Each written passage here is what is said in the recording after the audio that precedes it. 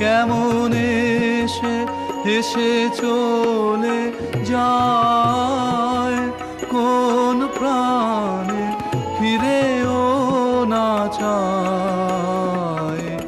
এত সাধু এত প্রেম করে অপমান,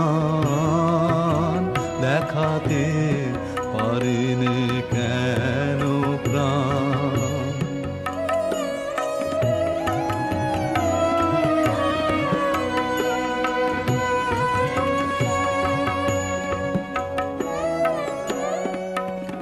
এত ব্যথা ভরা ভালোবাসা কে